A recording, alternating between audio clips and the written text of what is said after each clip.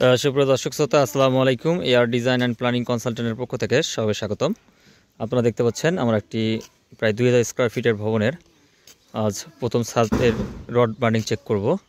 ছাদের বার্নিংটা আপনারা দেখতে পাচ্ছেন, চমৎকারভাবে বার্নিং করা হয়েছে। এখানে 10 মিলি রড ব্যবহার করা হয়েছে, মেইন রড এবং বাইন্ডার রড, যা 5 ইঞ্চি পরপর রয়েছে এবং এক্সট্রা টপগুলো দিলে দেখতে পাচ্ছেন এগুলো L/3-তে রয়েছে। আর ক্রাং রয়েছে এগুলো L/4-এ দেওয়া হয়েছে। আমি আপনাকে একটু জাস্ট ঘুরে দেখাই। এখানে যে বার্নিং করছি আমরা সেগুলো দেখাচ্ছি। এখানেও ব্লক কাজ বাকি রয়েছে, ব্লকিং কাজ আমরা ওকে করব। এইদিকে দেখতে পাচ্ছেন, এইদিকে একটি সুন্দর মনোরম পরিবেশে পুকুর রয়েছে। পুকুরের পাশে এই দুটি বারান্দা রয়েছে, এখানে একটি বারান্দা এবং অপর পাশে আরেকটি বারান্দা আছে। এটি হলো বিল্ডিংয়ের ভবনের, এটি হলো পশ্চিম সাইডে এই পুকুরটা আছে। এই পুকুরটা হলো পশ্চিম সাইড এবং এই সাইডটা দেখতে পাচ্ছেন এটি হলো উত্তর সাইড। এটি হলো ব্যাক সাইড, এই ভবনের ব্যাক সাইড হলো এটা গ্রাম্য পরিবেশের মধ্যে হচ্ছে, অনেক চমৎকার একটি লোকেশন। আর এটি হচ্ছে পূর্ব সাইড, আর সামনে যে অংশটা ওটা হচ্ছে দক্ষিণ সাইড পড়ছে।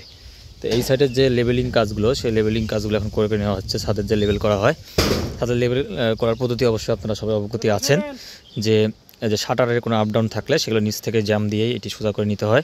এবং দেখতে পাচ্ছেন এখানে আমার একটা টেপ মেরে নেওয়া হয়েছে। এই টেপটার একটা লেভেল, এই টেপটায় যে টপ আছে যে সেই টপটাকে ধরে এই সুতাটি দিয়ে লেবেল করতে হয়। করে পুরোটা শাটার যদি আপ ডাউন থাকে সেই শাটারগুলো ছাদ ঢালাই করার আগেই সব মেরামত করে নিতে হবে। এটা অবশ্যই মনে রাখতে হবে।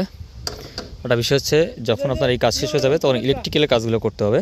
সেই ইলেকট্রিক্যালের কাজগুলোর জন্য পাইপলাইন সবগুলো করা হয়েছে। ব্লকিং কাজ সব বাকি আছে এখনও। ব্লকিং কাজ হয়ে যাওয়ার পরেই তারপরে ফাইনালিটি করা হবে। আমি এটা সামনের অংশ দেখাই। সামনের অংশে একটি বড় সড়ো একটা পোর্টস আছে, রাউন্ড কলম দিয়ে একটি সুন্দর একটা পোর্টস আছে। পোর্টসের মধ্যে এই পোর্টসটা ব্যবহার করা হবে এই ইউনিট থেকেই। এখানে আরও উপরে গিয়ে আরেকটা ছাদ হয়ে যাবে। এটা ফ্রন্ট সাইডে অনেক ফাঁকা জায়গা, সুন্দর জায়গা, মানে একদম নিরিবিলির মধ্যে, একদম ফাঁকা জায়গার মধ্যে এই প্রজেক্টটি করা হয়েছে। আশা করি আপনাদের সবার ভালো লাগবে। সিঁড়িঘরটা দেখতে পাচ্ছেন, তো 2 ইউনিট করা হয়েছে। একর পাশে 1 ইউনিট থাকবে, আর একবার পাশে যেহেতু ওরা 4 ভাই, এই জন্য 2 ইউনিট করে করা হয়েছে। 3 তলা ফাউন্ডেশন এটি দেওয়া হয়েছে এবং 14টি কলমের পর। সবাই ভালো থাকবেন। আসসালামু আলাইকুম।